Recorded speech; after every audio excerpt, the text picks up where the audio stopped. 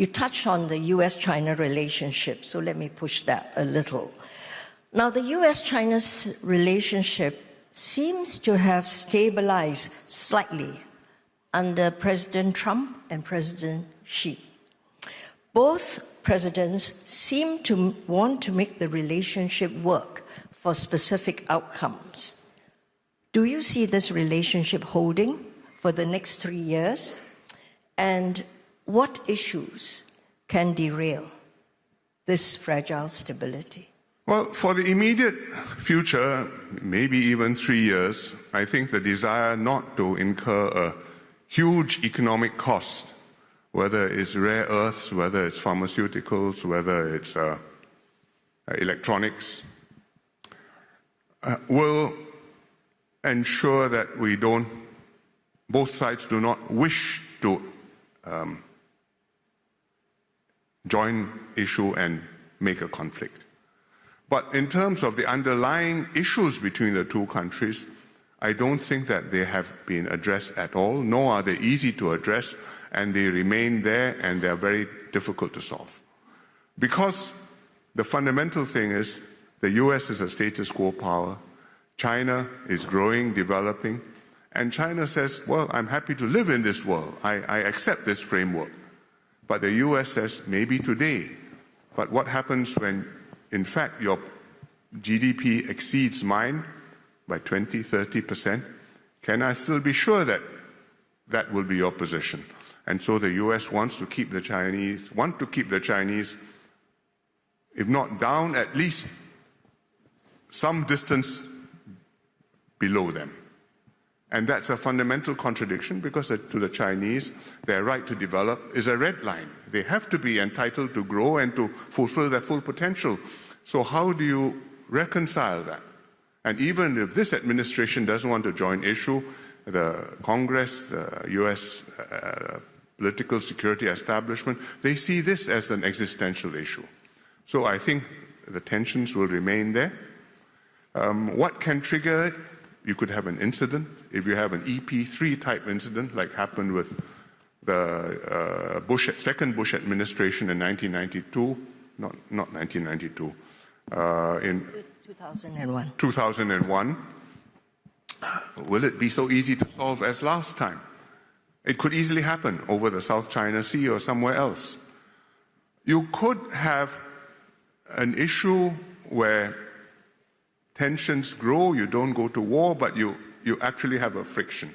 You actually have a matter which comes to a head. For example, when the balloon floated over the US a couple of years ago, and suddenly you have an incident which maybe neither side intended. You could also have a misassessment of the other side. I think that I'm rising and you are on the decline.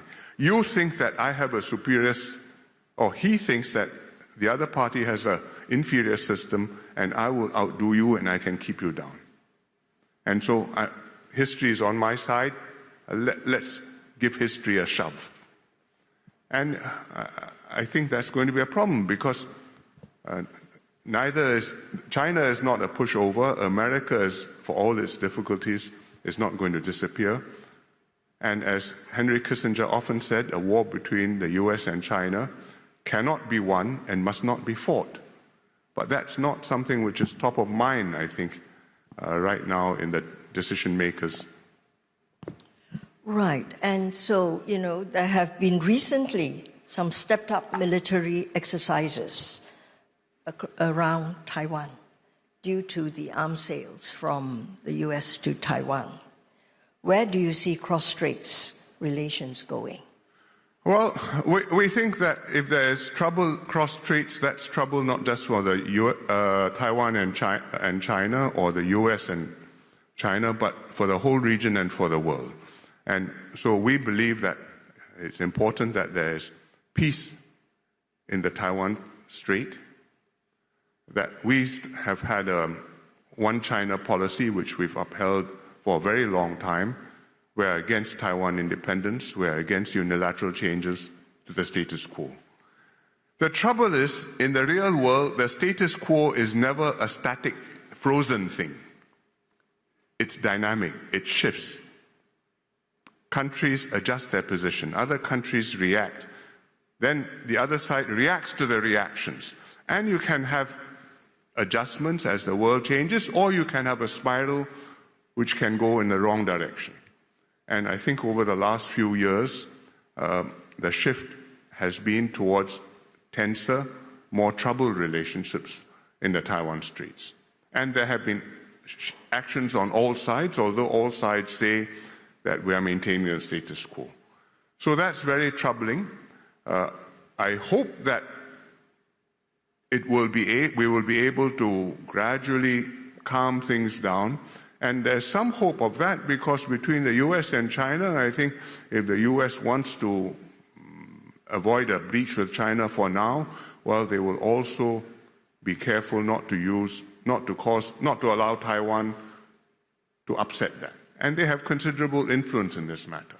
And I think with this administration, there are many things which people have views of what it is doing, but on Taiwan, I don't think they have been doing wrong things recently.